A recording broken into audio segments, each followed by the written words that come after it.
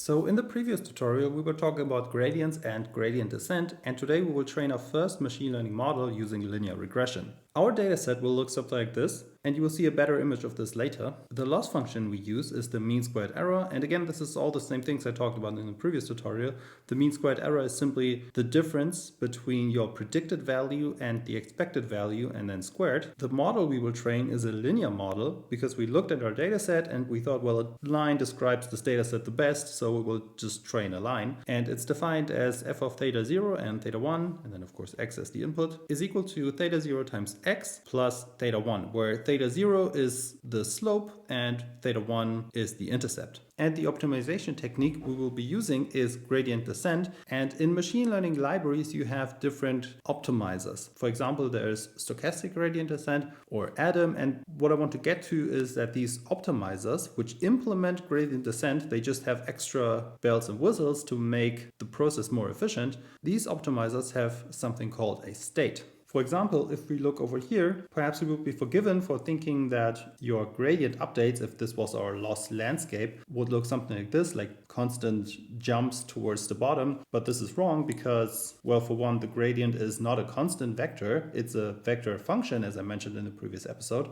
It depends on your inputs, and therefore the magnitude of the gradient changes depending on where you are. So this is already wrong. But also, we actually don't want to have these kind of updates. What we want to have much more is if you imagine you had a ball and put it over here and then just let it roll, it wouldn't make constant jumps, right? It would build up momentum, speed up, and then slow down over here. And that's what we want to emulate. So in other words, we want to have bigger jumps if the gradient keeps pointing in the same direction and then slow down over here. And keeping track of this momentum, that's what I mean by state. For example, if you are over here and you want to update the current momentum, well, in order to do that, you need to know what was my momentum before. So in other words, you need to keep track of the momentum as it updates. And the stochastic gradient descent optimizer keeps track of the momentum, so that's one value it keeps track of. ADAM tracks two values, and in general, the ADAM optimizer performs better than the stochastic gradient descent one. We will use both of them in our Python code, and you will see the difference.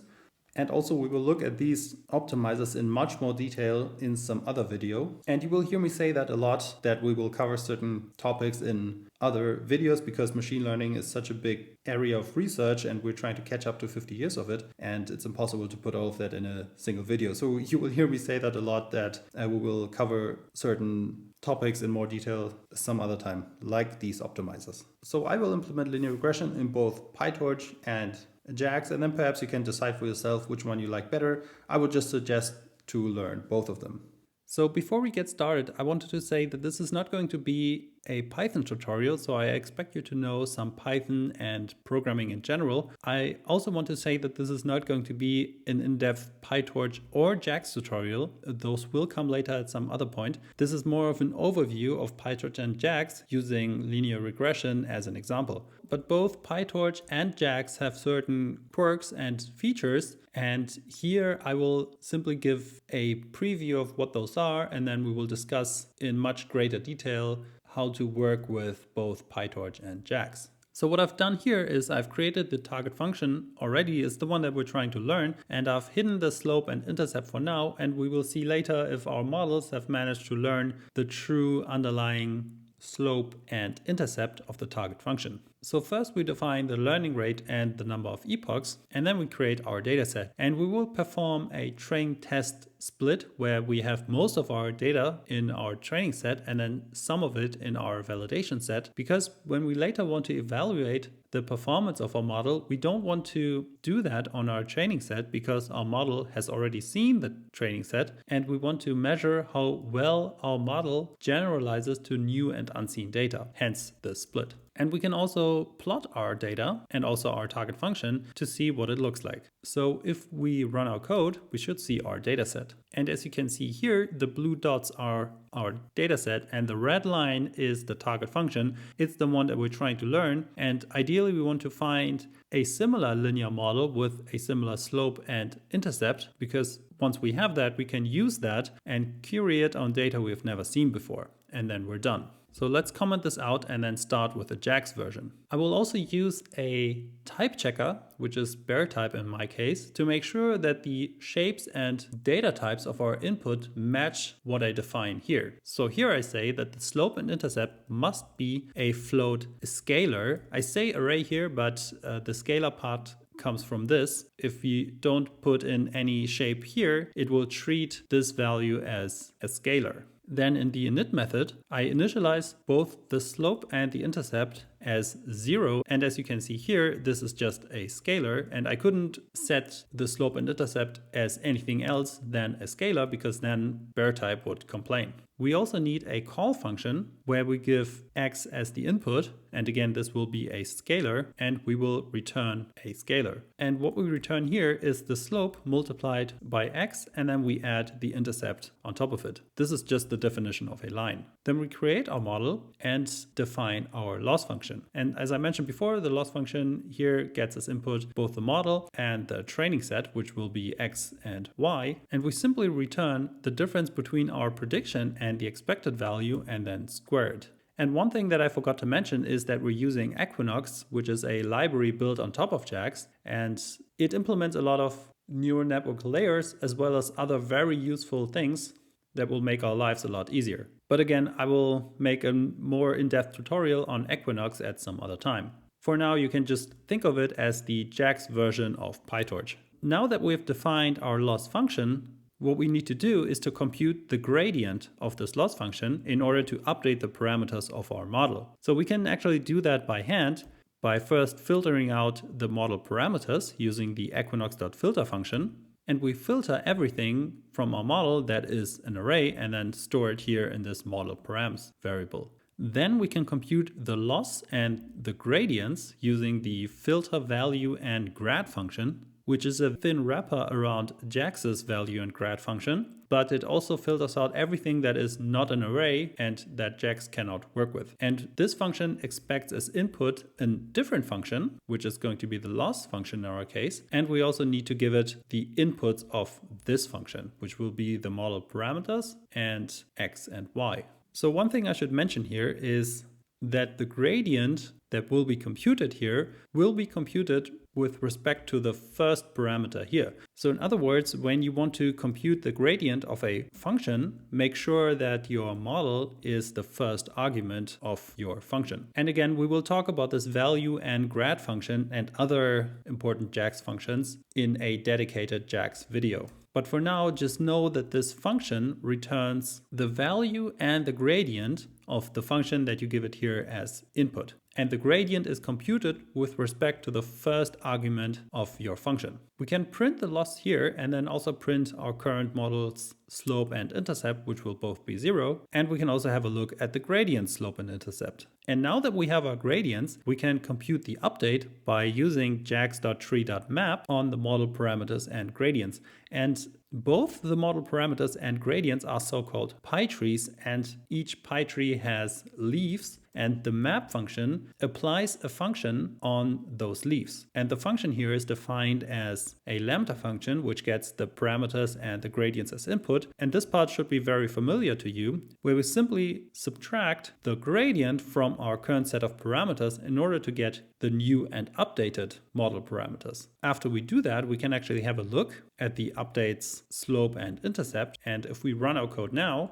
and as we can see here, we get the loss and our current set of parameters. And this is our gradient right here. And this is the update that we want to perform on our current set of parameters. So now we could technically update our model parameters using these updates right here and then keep going until we converge and our model has been trained. But there's a better way, which is by using the optex library from DeepMind, which implements a lot of this already and also much more. So the way we do that is by defining a step function, and this is going to be very optex specific, and our step function gets our model as input as well as x and y. It also gets the optimizer state as input, as I mentioned before, and the optimizer itself. And we return a tuple where the first part here is a pytree, which will be our model, then the optimizer state and our loss value. So again, we use the filter value and grad function. We give it as input our loss function, and again our model x and y as the input to that. And with that we have the loss and the gradient. Then we compute the updates